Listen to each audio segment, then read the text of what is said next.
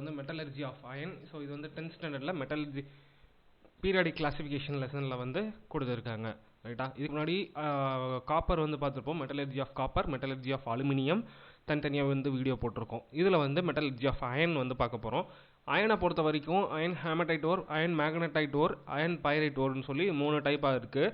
இதோட ஃபார்முலா பார்த்தீங்க அப்படின்னா அயன் ஹேமடைட்டுக்கு Fe2O3, அயன் மேக்னடைட்டுக்கு Fe3O4, நெக்ஸ்ட் வந்து அயன் பைரைட்டுக்கு வந்து FeS.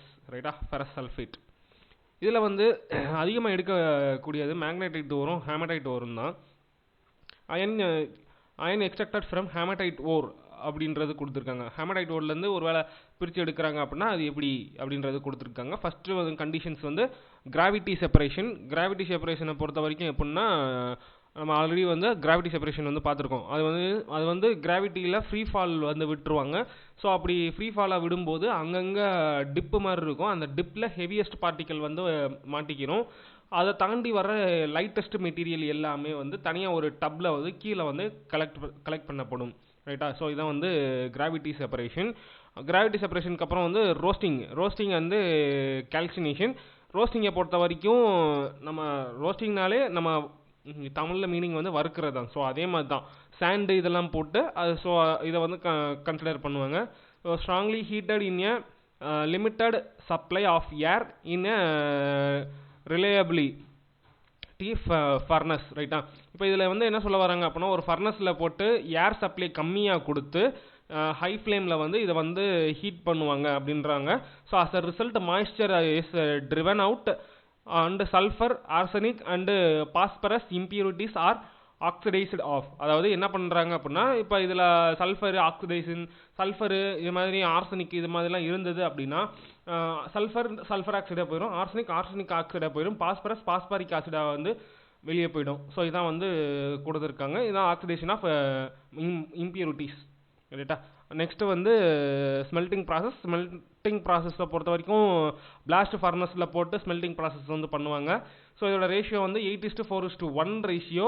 இதில் என்னென்ன மிக்ஸ் பண்ணுறாங்க அப்படின்னா ரோஸ்டட் ஓர், நம்ம ஏற்கனவே வறுத்தெடுக்கப்பட்ட அந்த ஓரை வந்து எடுத்துக்கிறாங்க. ப்ளஸ் வந்து கோக் வந்து எடுத்துக்கிறாங்க. கோக்குன்றது கார்பன் மாதிரி இருக்கும். நெக்ஸ்ட் வந்து லைம்ஸ்டோன் வந்து எடுத்துக்கிறாங்க. லைம்ஸ்டோன் வந்து 1 பங்கு போட்டுக்கிறாங்க.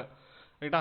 இப்போ இது உதாரணத்துக்கு சொல்லணும் அப்படின்னா ரோஸ்டட் ஒரு 8 கிலோ போடுறாங்க அப்படின்னா 4 கிலோ அளவுக்கான கோக்கும் 1 கிலோ அளவுக்கான லைம்ஸ்டோனும் வந்து போடணும். அதான் 8:4:1 ரேஷியோ. அப்படி பார்க்கும்போது it is smelted on a blast furnace. இதுதான் வந்து பிளாஸ்ட் ஃபர்னஸ். ஸோ இதில் வந்து நம்ம வந்து ஹீட் பண்ணணும். ஹீட் பண்ண பிறகு நமக்கு வந்து introducing through a hopper arrangement at a top there the 3 impurities regions are furnace. அது இதில் அது போக இதுக்கு முன்னாடி பண்ண ப்ராசஸ் போக எதுவும் இம்பியூரிட்டிஸ் இருந்தது அப்படின்னா இந்த ப்ராசஸ் பண்ணும்போது இருக்கிற ஃபர்தர் இம்பியூரிட்டிஸ் எல்லாமே கிளியர் பண்ணப்படும். நெக்ஸ்ட் வந்து காம்பினேஷன் ஆஃப் ஜிங்க். இது பார்த்திங்க அப்படின்னா லோயர் ரீஜியனில் வந்து செய்யப்படும். இதோட டெம்பரேச்சர் பார்த்திங்க அப்படின்னா 1500 டிகிரி செல்சியஸ்.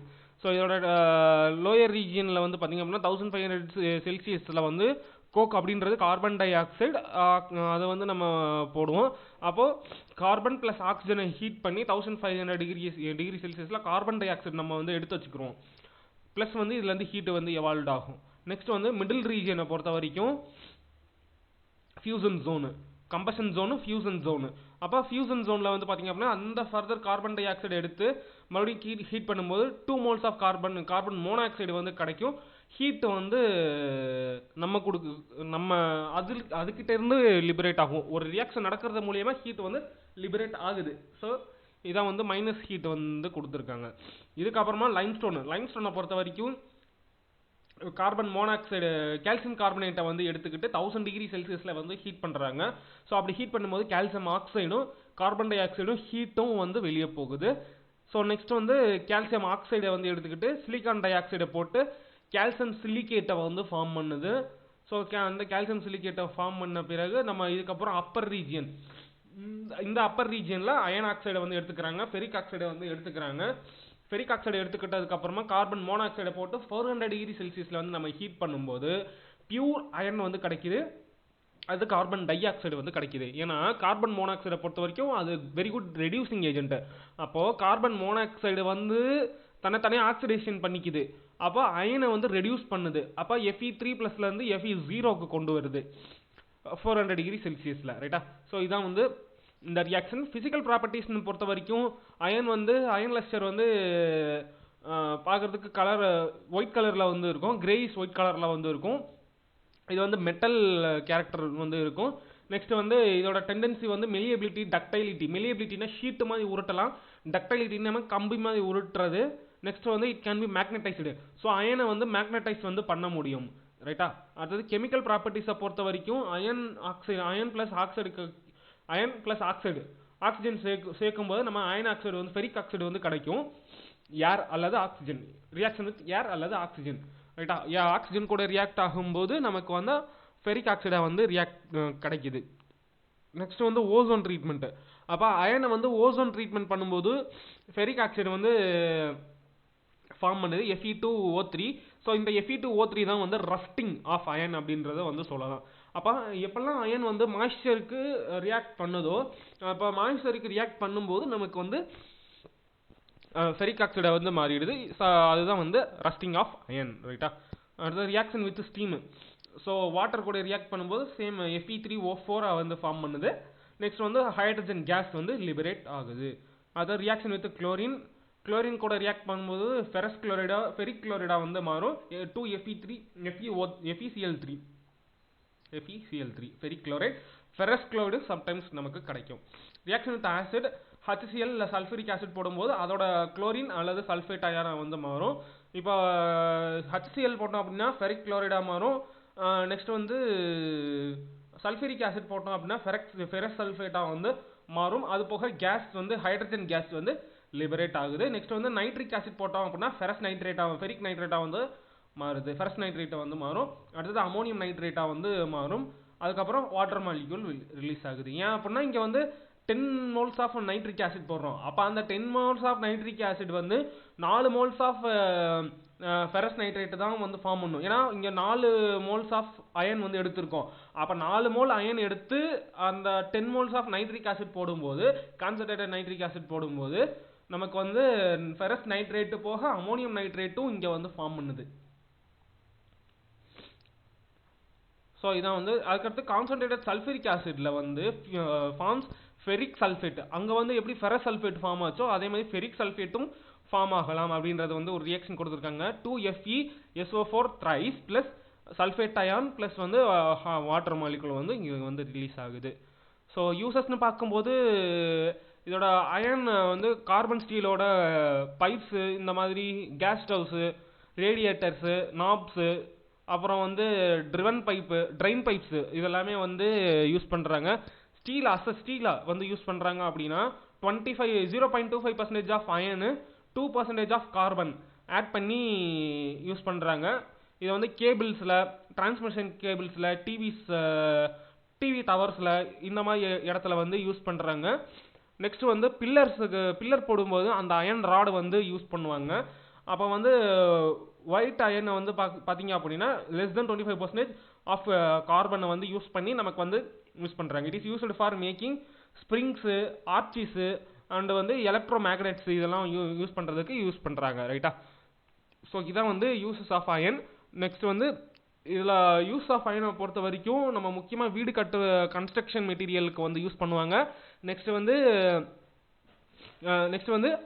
அயனை வந்து ஸ்டீலாக வந்து யூஸ் பண்ணுவாங்க. அந்த ஸ்டெயின்லெஸ் ஸ்டீலில் வந்து அயன் வந்து ப்ரெசென்ட் ஆகிருக்கும். அந்த ஸ்டெயின்லெஸ் ஸ்டீலில் வந்து என்ன பண்ணுவாங்க அப்படின்னா குரோமியம், நிக்கல், அயன் இந்த மூணுத்தையும் மிக்ஸ் பண்ணி நமக்கு வந்து ஸ்டெயின்லெஸ் ஸ்டீலாக வந்து நமக்கு கிடைக்கும். அந்த ஸ்டெயின்லெஸ் ஸ்டீலை நம்ம கன்ஸ்ட்ரக்ஷன் மெட்டீரியலாக வந்து நம்ம வந்து யூஸ் பண்ணிக்கலாம். நெக்ஸ்ட் வந்து நம்ம பைக்ஸில் இந்த மாதிரி இடத்துல இரும்பு யூஸ் பண்ணுறாங்க அப்படின்னா அந்த இரும்போட நம்ம என்ன பண்ணலாம் அப்படின்னா குரோமியம் அயானை வந்து கோட் பண்ணி டோப்பிங் மாதிரி பண்ணி நம்ம வந்து ஸ்டெயின்லெஸ் ஆகாமல் இருக்கிறதுக்கு, அந்த மாதிரி துருப்பிடிக்காமல் இருக்கிறதுக்கு, லைஃப் லாங்காக வரணும் அப்படின்னா நம்ம அந்த அயனோட நம்ம என்ன பண்ணுவோம், குரோமியமை வந்து கோட் பண்ணி யூஸ் பண்ணலாம் பைக் மெட்டீரியல்ஸில், சைக்கிள் மெட்டீரியல்ஸில். ஸோ இந்த மாதிரி வந்து நம்ம வந்து யூஸ் பண்ணிக்கலாம். ஸோ நெக்ஸ்ட் வந்து அலாய்ஸ். ஸோ அலாய்ஸை பொறுத்த வரைக்கும் நம்ம மெட்டல் அலாய் இருக்குது, நான் மெட்டல் அலாய் இருக்குது, 2 நான் மெட்டல் அலாய் வந்து இருக்குது. உதாரணத்துக்கு இப்போ ஜிங்க்கு, குரோமியம் சேரும்போது குரோமியம் அலாய், ஸோ இந்த மாதிரி வந்து இருக்கும். ஸோ இப்படி தான் இருக்கணும். குரோமியம் அலாய்னா குரோமியம் கூட வேறு எந்த மெட்டல் வேணாலும் ஜாயின் பண்ணியிருக்கலாம், இல்லை நான் மெட்டல் கூட ஜாயின் பண்ணியிருக்கலாம். அதுமாதிரி சிலிக்கான் ஜாயின் பண்ணால் கூட அதுவுமே வந்து ஒரு ஒரு அலாய்ஸாக வந்து இருக்கும். ஸோ எப்படி ஒரு மெட்டலுக்குன்னு தனியாக ப்ராப்பர்ட்டி இருக்கோ அதே மாதிரி அதை விட டபுள் மடங்காக அலாய்ஸ்க்கு வந்து properties and usages, strength, durability எல்லாமே ஜாஸ்தியாக வந்து இருக்கும். ஸோ மெட்டல்ஸால் சில இடத்துல யூஸ் பண்ண முடியல அப்படின்னா அதை 2 மெட்டலை கம்பைன் பண்ணி நம்ம அலாய்ஸாக வந்து யூஸ் பண்ணிக்கலாம். ஸோ இங்கே டைப்ஸ் ஆஃப் அலாய்ஸ் வந்து கொடுத்துருக்காங்க. காப்பர், ஜிங்க்கு, பிராஸ் அலாய்ஸு, பிரான்ஸு, வெங்கலம், பித்தளை, ஸோ காப்பர், டின்னு. ஸோ இது வந்து ஒரு அலாய்ஸ். இதெல்லாம் எங்கே யூஸ் பண்ணுறாங்க அப்படின்னா உட்டன்செல்ஸில் வந்து யூஸ் பண்ணுவாங்க. அப்புறம் வந்து காயின்ஸில் வந்து யூஸ் பண்ணுவாங்க. பெல்லில் வந்து வெங்கல மணி, ஸோ அது வந்து யூஸ் பண்ணுவாங்க. ஸோ இதெல்லாமே வந்து டைப்ஸ் ஆஃப் அலாய்ஸை பொறுத்த அலுமினியம் அலாயை பொறுத்த வரைக்கும் நமக்கு என்னென்ன இருக்குது அப்படின்னா அலுமினியம் மெக்னாலியம் வந்து இருக்குது, மெக்னீஷியம் அலுமினியம், அடுத்தது மேங்கனஸ் காப்பர். ஸோ இது வந்து ஒரு அலாய்ஸ். ஸோ இது வந்து ஏர்கிராஃப்ட் டூல்ஸில், ப்ரெஷர் குக்கரில் வந்து யூஸ் பண்ணுறாங்க. மெக்னாலியமை பொறுத்த வரைக்கும் மெக்னீஷியம் அலுமினியம் கிராஃப்ட், சயின்டிஃபிக் இன்ஸ்ட்ருமெண்ட்டில் வந்து யூஸ் பண்ணுறாங்க. ஸோ அமால்கமை பொறுத்த வரைக்கும் என்ன அப்படின்னா zinc amalgam, zinc plus Hg, mercury கூட எந்த ஒரு மெட்டல் சேர்ந்தாலுமே அது வந்து அமால்கம் அப்படின்றத வந்து சொல்லலாம். ஸோ இது zinc amalgam, aluminium amalgam, so silver amalgam, so இந்த மாதிரி வந்து சொல்லிக்கலாம். இப்போ எந்த ஒரு மெட்டலாக இருந்தாலும் ஹச்ஜி மெர்க்குரியோட ரியாக்ட் பண்ணும்போது அது வந்து ஒரு அமால்கமாக வந்து நம்ம வந்து கன்சிடர் பண்ணிக்கலாம். அது வந்து எலக்ட்ரிசிட்டியை கண்டக்ட் பண்ணும். ஸோ இன்க்ரீஸிங் எலக்ட்ரிக்கல் கண்டக்டன்ஸ், அடுத்தது வந்து increase the hardness and tensile strength. இப்போ ஒரு மெட்டல் இது யூஸ் பண்ணும்போது அந்த டென்ஸ்டைல் ஸ்ட்ரென்த் வந்து அதிகமாகும். ஸோ இதெல்லாமே uses of alloys and amalgam.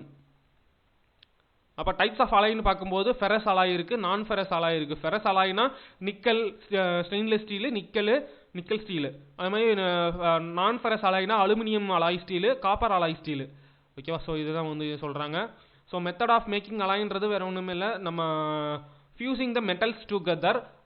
நமக்கு வந்து எக்ஸாம்பிள் பிராஸு. அப்போ பிராஸில் பார்த்தீங்க அப்படின்னா நமக்கு ஜிங்க்கும் காப்பரும் இருக்கும். பிரான்ஸில் வெங்கலத்தில் பார்த்தீங்க அப்படின்னா காப்பர், டின்னு வந்து இருக்கும். ரைட்டா? ஸோ இதான் வந்து கொடுத்துருக்காங்க. ஸோ இதான் வந்து அலாய்ஸு. அப்புறம் வந்து அமால்கம். ஸோ இந்த டாபிக் வந்து முடிஞ்சிச்சு. அடுத்தது கரோஷன் வந்து நம்ம நெக்ஸ்ட் கிளாஸ் பார்க்கலாம். தேங்க்யூ.